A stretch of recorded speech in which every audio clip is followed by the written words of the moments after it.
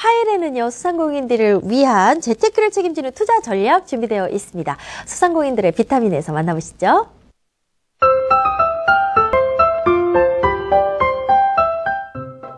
네, 반갑습니다. 알리키 투자증권 분당지점장 심성우입니다. 오늘은 그 지난 시간에 말씀드린 대로 물가 연동 국채에 대해서 설명을 드리려고 합니다.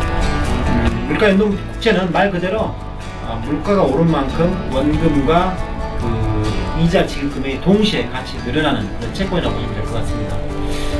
물가는 그 일전에 제가 이제 방송을 통해서 여러 번 말씀드렸습니다만 선진국에서 워낙 많은 유동성을 풀었기 때문에 당연히 곡물 가격, 원자재 가격 상승이 예상되고 있는 상황입니다.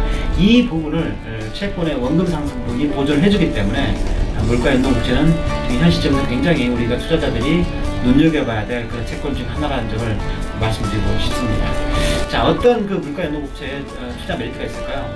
첫 번째가 낮은 표면금리, 그렇기 때문에 이로 인한 높은 전세 효과를 줄 수 있습니다. 지난 시간 기억하시죠? 채권의 세금은 15.4%가 이자에 대해서 붙는데요. 이자에 붙는 세금의 기준은 표면금리입니다. 물가 연동 국채는 이자가 표면금리가 1%에 불과하기 때문에 거기서 발생된 세금이 굉장히 낮습니다. 반면에 물가 연동 개수만큼의 원금이 증가합니다. 원금이 증가하기 때문에 그 부분은 어떻게 보면 이자의 개념이긴 하지만 그 부분은 비과세입니다. 따라서 상대적으로 굉장히 높은 투자 수익률을 보여주면서 그러면서 세금은 상당히 낮은 그런 메리트가 있고, 또 한 가지 가장 핵심적인 투자 매력이 있죠.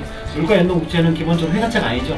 국가에서 발행하는 겁니다. 국채이기 때문에 동시에 안정성도 갖추고 있다, 이렇게 보시면 될 것 같습니다. 물가 상승분이 채권의 원금으로 더해진다. 이때 우리가 생각해야 될 거는, 그러면 디플레이션이 와가지고 물가 하락하게 되면 원금 손실이 발생하는 거 아니냐, 이렇게 걱정할 수가 있습니다.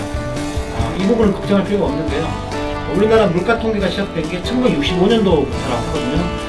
그때부터 지금까지 한 40년이 넘었습니다만 단 한 번도 물가가 하락한 적이 없습니다. 그렇기 때문에 그런 경우가 없다는 점. 또 한 가지가 물가 연동 국채는 기본적으로 발행 액면가 10,000원을 보장합니다. 물론 시장에서 액면가보다 훨씬 높게 사가지고 떨어지게 되면 원금 손실에 대한 이론적인 원금 손실 경우는 있습니다만 실질적으로 원금 손실에 대한 리스크는 거의 없다고 보시면 될 것 같습니다.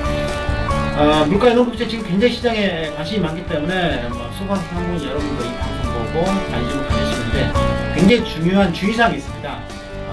최근에 세법이 개정이 됐거든요. 이 부분을 반드시 꼭 기억을 하셔야 되는데요. 첫 번째가 2013년 1월 1일부터 발행하는 그 채권에 대해서는 장기 채권 10년 이상으로죠. 10년 이상으로에 대한 분리과세가 3년 이상 보유한 이자에 대해서만 신청이 가능합니다. 그렇기 때문에 훨씬 더 그 조건이 까다로워졌고요. 또 한 가지가 물가 연동 국채가 굉장히 좋은 이유가 원금에 물가 연동 개수만큼 물가 상승이 더해지기 때문에 그 부분이 세금에 포함이 안 되니까 그게 가장 큰 핵심 메리트였는데, 이게 2015년 1월 1일부터 발행되는 채권에 대해서는 이 조건이 사라집니다.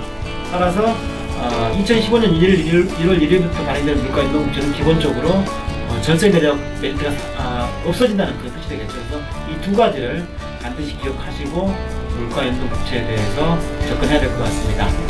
다음 시간에는요, 해외 채권에 대해서 알아보도록 하겠습니다. 감사합니다. 안녕하세요. 상상가게 오혜진입니다. 오늘은 상상가게